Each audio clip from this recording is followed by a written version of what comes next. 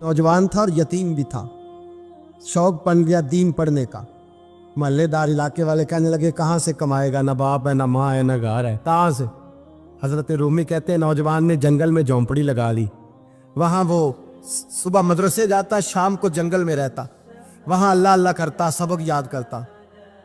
एक दिन बादशाह की बेटी रास्ता भूल गई, जंगल में आई सहेलियों के साथ, बॉडीगार्ड भी साथ थे पर रास्ता भूल गई। खोती खोती शाम हो गई, ऐसी खोई कि जब रात गहरी हो गई तो आके उस नौजवान के पास रुकी और चिल्लाने लगी। शेर के दहाड़ने की आवाज आती है, भेड़िए के बोलने की आवाज आती है। नौजवान अकेला, सहेलियां बिछड़ गई, गार्ड बिछड़ गए। कहने लगी मैं परेशान हूँ, मुझे जगह मिल जाएगी। नौजवान कहता मैंने शहजादी देखी और मुझे भी पता था कि घर एक ही है और आग को अंदर से दरवाजा भी बंद करना पड़ता है, जंगल जानवर भी आ जाते हैं। कहते मेरी छोटी सी कुटिया में, झोंपड़ी में वो आई, रो के कहने लगी सहारा कोई नहीं, अगर मैं पीछे निकलूंगी तो भेड़िए खा जाएगा।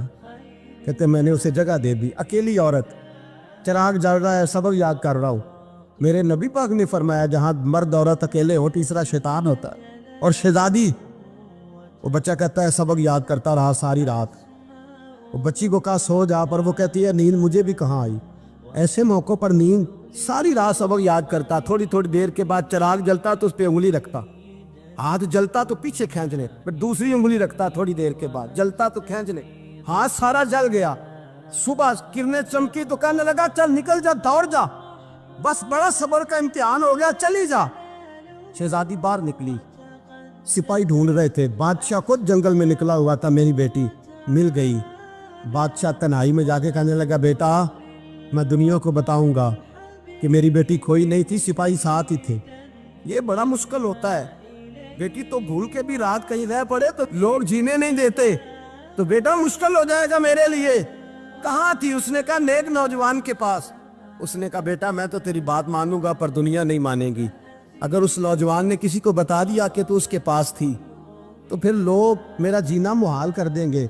बेटा मैं मर जाऊंगा, मेरी मजबूरी ये है कि वो कहीं राज ना उगल दे वो नौजवान, उसे कत्ल करना पड़ेगा। औरत ने मिन्नतें की, उस बेटी ने कहा मेरे मौसम को मारोगे, रोई। और वो कहने लगा मैं बादशाह हूँ, मेरा अपना वकार है, मैं उसको छोड़ नहीं सकता। गिरफ्तार कर लाए सिपाही। वक्त तय हो गया सजा का। अकेले कारकोशरी में रखा गया, जो उसके खास एतबार वाले थे उनकी ड्यूटी लगाई। बादशाह ने बुलाया, पहले बिलम आया। औरत कहने लगी, बेटी कहने लगी एक दफा तो बुलाओ ना, एक सवाल बस पर्दे में रह के पूछना है और फिर जो आपका जी चाहे, मेरे मौसम को मारना तो है, तो मर्जी आपकी। सामने खड़ा किया, नौजवान पर्दे के पीछे, औरत खड़ी हो गई। बादशाह बीच बैठ गया। बीबी कहने लगी सारी रात बेदार मैं भी रही, सोया तू भी नहीं। वो जो तू चिराग के करीब हाथ लगा के जलाता था वो समझ नहीं आई। नौजवान रो पड़ा, कहने लगा क्या करूं, मैंने रसूलुल्लाह का दीन पढ़ा है, क्या करूं, मैंने हुजूर का दीन पढ़ा है। मैंने पढ़ा है कि जानी को सबसे नीचे दोज़ख के सबसे निचले दर्जे में जलाया जाए, उसे जहन्नमियों का पीप और रेशा पिलाया जाए, कंद खिलाया जाए। ये रवायतें पड़ी हुई थी। थोड़ी थोड़ी देर के बाद शैतान मुझे कहता था बदकारी कर ले। मैं अपना हाथ उसी वक्त जब शैतान मशवरा देता तो मैं आग पे करता। मैं कहता अगर ये बर्दाश्त हो गई तो वो भी हो जाए। जब हाथ जलता तो मैं समझ जाता नहीं तुझसे तो ये नहीं बर्दाश्त होती तो वो कैसे होगी। फिर मुझे शैतान मशवरा देता कोई देख नहीं रहा, तू बुलाने नहीं गया, खुद आई।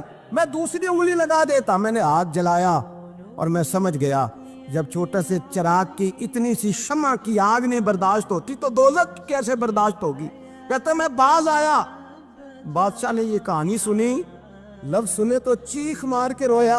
कहने लगा तालिब इल्म तू तो मेरे नबी का सच्चा गुलाम है और मेरे रसूल के जो सच्चे गुलाम होते हैं उन्हें फांसियां नहीं दी जाती, उन्हें तख्त पर बिठाया जाता है।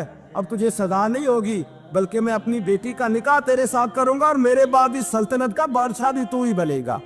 अब वो नौजवान वहां नारे लगा रहा है, कहता लोगों तुम मुझे कहते थे दीन से क्या मिलता है, दीन से तो अल्लाह तख्त व ताज भी अता फरमा देता है। अगर नौजवान शर्मो हया वाले बन के रहे अल्लाह सारी इज्जतें दे देगा।